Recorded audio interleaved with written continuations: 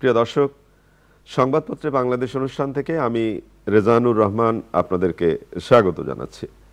বিভিন্ন জাতীয় দৈনিকে প্রকাশিত খবরের বিশ্লেষণ নিয়ে আমাদের আজকের এই অনুষ্ঠানে অতিথি হিসেবে উপস্থিত আছেন চ্যানেল আইয়ের news editor doctor Shakila jasmine.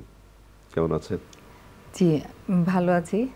পত্রপত্রিকায় প্রকাশিত কয়েকটা গুরুত্বপূর্ণ শিরোনাম আপনাকে একটু পড়ে শোনাই আমি, তারপর আমরা আলোচনায় যেতে চাই। প্রথম আলো, পবিত্র ঈদুল আজহা আগামী ৭ জুন, ডিসেম্বরের মধ্যে নির্বাচন হতেই হবে, সমাবেশে তারেক রহমান। দৈনিক যুগান্তর, নয়াপল্টনে তারুণ্যের সমাবেশে তারেক রহমান, ডিসেম্বরের মধ্যেই নির্বাচন হতে হবে। জাপানে প্রধান উপদেষ্টা ডক্টর মোহাম্মদ ইউনূস, যে কোনো পরিস্থিতিতেই জুনের মধ্যে নির্বাচন। দৈনিক সমকাল, নির্বাচনের প্রস্তুতি নেওয়ার ডাক, তারুণ্যের শক্তি ছাড়া দেশ এগিয়ে যেতে পারে না, সমাবেশে তারেক রহমান। কালের কণ্ঠের শিরোনাম, ডিসেম্বরের মধ্যে নির্বাচন হতে হবে, ঢাকায় তারুণ্যের সমাবেশে তারেক রহমান। পুরনো মডেলই করের জাল। দৈনিক ইত্তেফাক, ডিসেম্বরের মধ্যেই নির্বাচন হতে হবে, তারেক রহমান, যে কোনো পরিস্থিতিতে আগামী বছরের জুনের মধ্যে নির্বাচন, অধ্যাপক ইউনূস। বাংলাদেশ প্রতিদিন, ডিসেম্বরে নির্বাচন হতে হবে। মানব জমিনের শিরোনাম, যে কোনো পরিস্থিতিতে জুনের মধ্যে নির্বাচন, ডক্টর ইউনূস। খবরের কাগজের শিরোনাম, ডিসেম্বরের মধ্যে নির্বাচন হতে হবে তারেক, জাপানে প্রধান উপদেষ্টা, ডিসেম্বর থেকে জুনের মধ্যে নির্বাচন। আমাদের সময়, আগামী বছরের জুনের মধ্যেই জাতীয় নির্বাচন, ডক্টর মোহাম্মদ ইউনূস বলেছেন। ডিসেম্বরের মধ্যেই ভোট হতে হবে, তারেক রহমান বলেছেন। সময়ের আলো, যুক্তরাষ্ট্রের উৎকণ্ঠায় বহু বাংলাদেশি শিক্ষার্থী। আমার দেশ, মুক্ত আজহারকে শাহবাগে বিশাল সংবর্ধনা, নির্বাচন ডিসেম্বরেই হতে হবে। দেশ রূপান্তর, একই শিরোনাম, নির্বাচন হতেই হবে ডিসেম্বরে। দেশ দৈনিক জনকণ্ঠ, শিরোনাম একই, ডিসেম্বরের মধ্যেই নির্বাচন হতে হবে, যে কোনো পরিস্থিতিতে আগামী বছরের জুনের মধ্যেই নির্বাচন হবে। দৈনিক করতোয়া, ডিসেম্বর থেকে জুনের মধ্যে নির্বাচন অঙ্গীকার পুনর্ব্যক্ত প্রধান উপদেষ্টার। কালবেলা শিরোনাম, ডুবে যাওয়া পাতাল রেল জেগে উঠছে। দৈনিক রূপালী বাংলাদেশ, সীমান্তে পুশিন থামছেই না, একই শিরোনাম রয়েছে, ডিসেম্বরের মধ্যেই নির্বাচন হতে হবে, ডিসেম্বরেই হতে হবে। আপনি শিরোনাম শুনলেন, জাতীয় নির্বাচন কবে হবে এটা নিয়ে একটা ধোঁয়াশা ঠিক না, স্পষ্টতা নেই যে কখন হবে। বিএনপির ভারপ্রাপ্ত চেয়ারম্যান বললেন ডিসেম্বরের মধ্যেই নির্বাচন এবং ডিসেম্বরেই হতে হবে। মাননীয় প্রধান উপদেষ্টা এখন জাপানে আছেন, তিনি সেখানে আবার একই কথা বলেছেন, যে কোনো মূল্যে জুনের মধ্যেই নির্বাচন করা হবে। এখন এই ডিসেম্বর না জুন, এই যে একটা অস্পষ্টতা, এইটা নিয়ে তো নানা ধরনের ধোঁয়াশা তৈরি হচ্ছে। কি মনে হয় আপনার কাছে? জি, আজকে সব জাতীয় দৈনিক পত্রিকাগুলোতে একই শিরোনাম, এবং যদি একটা পত্রিকার শিরোনাম পড়া যেত তাহলে আর কিছুই লাগতো না। তো তারেক রহমান গতকালকে যে বলেছেন তারুণ্যের সমাবেশে যে ডিসেম্বরের মধ্যেই, এবং ডিসেম্বরের মধ্যেই ওই ই যুক্ত যে শব্দটি প্রত্যয়, তো তার কারণে মনে হচ্ছে যে এবার বিএনপির মধ্যে একটা জোর দাবির কথা মনে হচ্ছে। তো এই যে রাজনৈতিক দলগুলোর মধ্যে নির্বাচন নিয়ে আকাঙ্ক্ষা এবং নির্বাচন দ্রুত হওয়ার জন্য যে তাদের একটা তৎপরতা এবং তাদের মধ্যে যে একটা এক ধরনের প্রত্যাশা কাজ করছে, সেটা খুবই স্বাভাবিক। আমি মনে করি যে রাজনীতি করাই হয়, রাজনীতিবিদদের মূল টার্গেট থাকে নির্বাচনে যাওয়া, নির্বাচনে অংশগ্রহণ করে ক্ষমতায় যাওয়া, এবং তাদের কাজকর্মটা তো সেটাই, এর মধ্যে কোনো অপরাধ তো নেই। তো আমাদের অন্তর্বর্তী সরকার ক্ষমতায় আসার পর বলা হয়েছে যে নির্বাচন জুনের মধ্যে, ডিসেম্বর থেকে জুনের মধ্যে। না, সরকার বলার চেষ্টা করছেন যে কিছু সংস্কার আছে, সেই সংস্কারগুলোর পরবর্তী সময়ে উনি সংস্কারের পাশাপাশি একটা মোটামুটি একটা ইন্টারিম টাইম দিয়েছেন যে ডিসেম্বর থেকে জুনের মধ্যে, কিন্তু কোনো ধরনের এক সুনির্দিষ্ট সময় উল্লেখ করা নেই, যেমন তারিখ উল্লেখ করা নেই। যেমন নির্বাচনের 90 দিন আগে তফসিল ঘোষণা করতে হয়, অনেক কাজ আছে। সেই ক্ষেত্রে এই কাজগুলোর যে ডেটগুলো, যে তারিখগুলো ঘোষণার যে সময়টা চাচ্ছে বিএনপি, মানে রোডম্যাপ যেটা বলেন, জি আমি এটাই বলতে চাচ্ছিলাম যে রোডম্যাপটা প্রকাশিত হয়নি, এখনো পরিষ্কার হচ্ছে না। তো এই যে ঘোলাটে শব্দটা আপনি বললেন না, ঘোলাটেটা এই জন্যই মূলত, যদি একটা তফসিলের একটা ঘোষণাটা হয়ে যেত যে 90 দিন আগে হবে এই তারিখে, আমরা এত তারিখে আমরা চলে যাব প্রচারে, এত তারিখে নির্বাচনে ভোট গ্রহণ, মানে এই ঘটনাগুলি যে সবগুলো যেন মানে একটু তালগোল পাকানো, মানে আপনি যেটা বললেন একটু তালগোল, এবং এটা সবকিছু মিলে একটু গলাটে মনে হয়, পরিষ্কার না।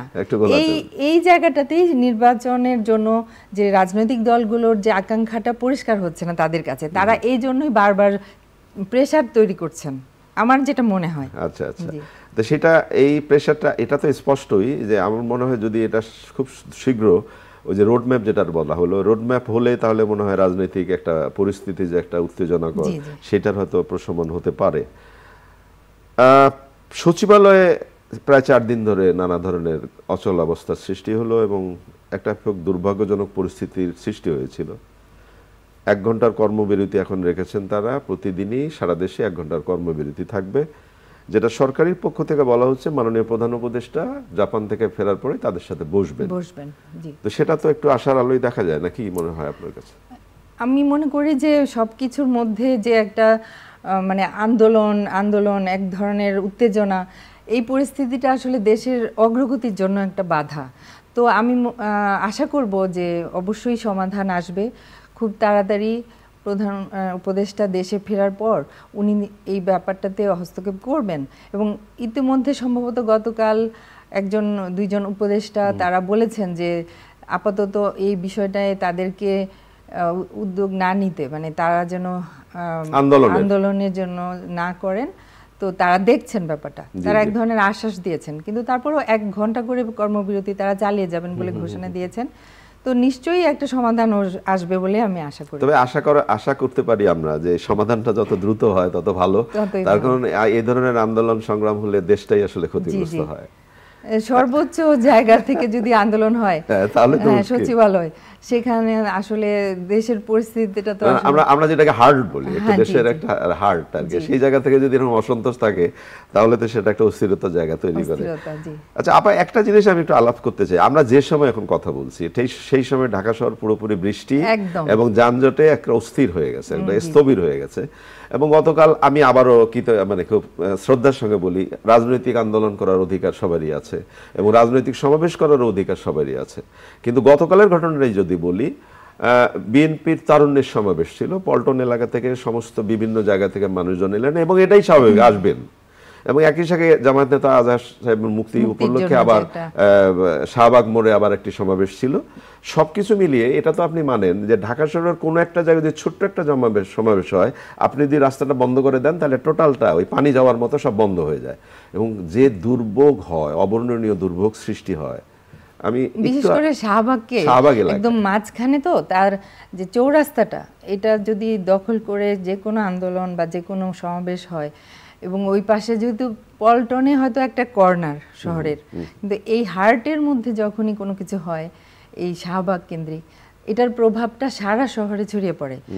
এই যে উত্তরা আর মিরপুর ছাড়া গতকাল সারাটা ঢাকা এই পাশের অংশ পুরোটাই ছিল একদম লকড, এবং আমরা দেখেছি যে মানুষ 4 ঘন্টা পর্যন্ত একই জায়গায় বসে থাকতে। আমি একটি টেলিভিশন চ্যানেলে দেখলাম, এক ভদ্রলোক তার বাচ্চা কোলে নিয়ে, আরেকটা বাচ্চা তার বউ কোলে নিয়ে, দুইজনে হাঁটতে হাঁটতে এক জায়গা থেকে নেমেছে, নেমে হাঁটতে হাঁটতে আরেক জায়গায় এসে আবার গাড়িতে উঠেছে। সেই ভদ্রলোক কান্না জড়িত কণ্ঠ, আমার দোষটা কি, আমি যে এইভাবে যাচ্ছি, আমার কথাটা ভাববে। আমাদের সবারই তো এই প্রশ্ন যে আমরা এই শহরটা চাই একটা সুন্দর বাসযোগ্য একটা শহর, যেখানে আমরা অন্তত কর্ম পরিবেশে মানে যাওয়ার মতো, কাজে যাওয়ার মতো একটা সুযোগ তৈরি হবে। আমরা তো অনেক বেশি কিছু চাই না। এই যে একটা ব্যাপার যেটা হচ্ছে, সামনের দিকে নির্বাচন হবে, ঘোষণা তো হবে, নির্বাচন হবে, এরকম জনসভা, সবার কর্মসূচি হবে, তাহলে কি রাজনৈতিক দলগুলোর কাছে আমরা একটু একটু একটু প্রার্থনা করতে পারি কিনা যে আপনারা সমাবেশ করেন, সবকিছুই করেন, সবাই আমরাই আছি, কিন্তু সমাবেশের জায়গায় সাধারণ মানুষের জন্য দুর্গতি না হয়, সেটা কি এখন থেকে ভাবা দরকার না? অবশ্যই। আমাদের সবকিছুই তো মানুষকে নিয়ে, সাধারণ মানুষের কষ্ট নিশ্চয়ই রাজনীতিবিদরাও চান না। 18 কোটি বা 16 কোটি সবার কথাই বলি যে 16 কোটি মানুষ 18 কোটি মানুষ আমার সাথেই আছে, কিন্তু যে মানুষটা দুর্ভোগে পড়ছে তার কথাটা কে ভাববে? সেটাই রাজনীতিবিদদের মূল তো আমাদের জনগণকে আশ্বাস দেন, তারা মানুষকে স্বপ্ন দেখান, ভালো জীবনের স্বপ্ন দেখান। সেইখানে তো অবশ্যই রাজধানীর যে বর্তমান পরিস্থিতি এটা খুব চিন্তার ব্যাপার, এবং এইটা সমাধানে আসলেই বড় ধরনের উদ্যোগ দরকার, পরিকল্পনা দরকার, এবং সমাধানটা করাটা আসলে এই পরিস্থিতি চলতে পারে না, চলতে পারে না। এবং সমাবেশটা কোথায় হবে সেটাও বোধহয় সর্বদলীয়ভাবে একটা সিদ্ধান্ত নিয়ে সবার একটা চিন্তা ভাবনা করা খুব জরুরি। জাতীয় চক্ষু বিজ্ঞান ইনস্টিটিউটে গত কয়েকদিন ধরে যে ঘটনাটা ঘটছে সেটা খুবই অনুপ্রভেদ, এবং বলা যায় যে এইটা একটা খুব আতঙ্কজনক জায়গা। যেমন গতকাল এর আগে কয়েকজন আত্মহত্যা করার চেষ্টা করলেন, আমাদের জুলাই অভ্যুত্থানে যারা অংশ নিয়েছিলেন, চোখ হারিয়েছেন, তারা আত্মহত্যা করার চেষ্টা করলেন। ওর প্রেক্ষিতে ওই প্রতিষ্ঠানে ধর্মঘট শুরু হয়ে গেছে, এবং গতকাল ধর্মঘট বা বিভিন্ন কর্মসূচি তো থাকার কারণে বিভিন্ন বিভাগ বন্ধও ছিল, এবং যার ফলে যারা সেবা নিতে এসেছেন, চিকিৎসা সেবাটা বন্ধ, যারা সেবা নিতে এসেছেন তারা উত্তেজিত হয়ে গেলেন, এবং যে ঘটনাটা ঘটলো, মারামারি হলো এবং সেনাবাহিনীকেও হস্তক্ষেপ করতে হলো। তো এই জায়গাগুলো, এই যে উপসর্গগুলো বা এই ঝামেলাগুলো হচ্ছে, এইটার তো দেখভাল করার একটা ব্যাপার আছে, যে মিনিমাইজ করা যাতে প্রশমিত হয়, সেটা কেন হচ্ছে না?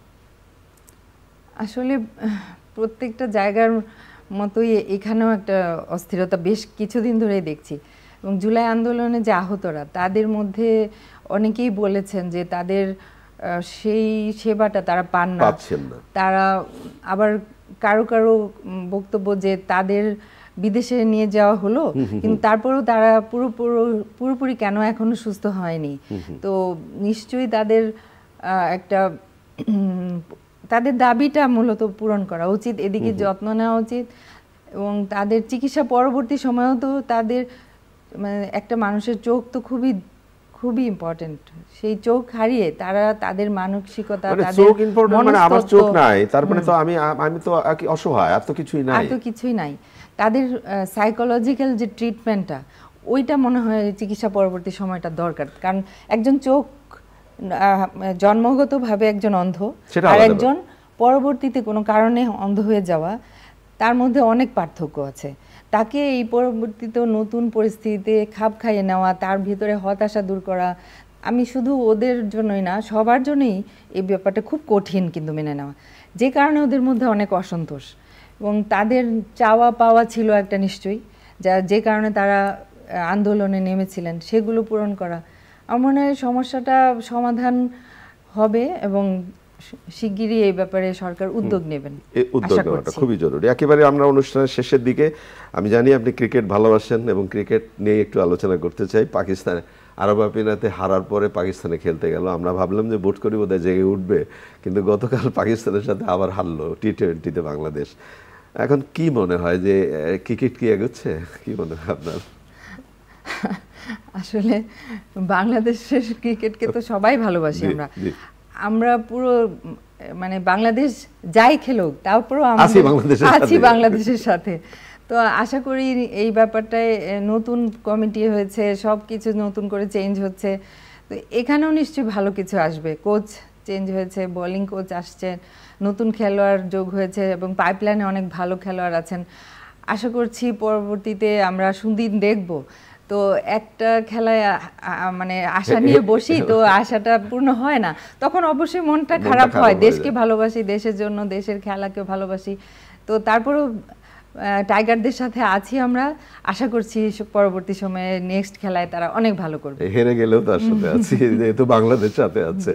আপনাকে অনেক ধন্যবাদ। প্রিয় দর্শক, আমরা শেষে যে আলোচনাটি করলাম আমাদের ক্রিকেট, আমরা ক্রিকেট হাসলেই বাংলাদেশ হাসে, এই জন্যই এই আলোচনাটুকু করা। একটা দুটো খেলা হেরে গেলেই মন খারাপ করবেন না, নিশ্চয়ই সুদিন আসবে। তবে আমাদের ক্রিকেট, আমাদের যে প্রিয় অতিথি যে কথাটি বললেন যে সামনের দিকে নিয়ে যাবার জন্য যে দেখভাল করা, যে সিদ্ধান্তগুলো নেওয়া, সেই সিদ্ধান্তগুলো যে প্রপারলি হয় সেই বিষয়টিও ভাবা দরকার। আমরা হার কিন্তু ভালো লাগে না। ভালো থাকবেন।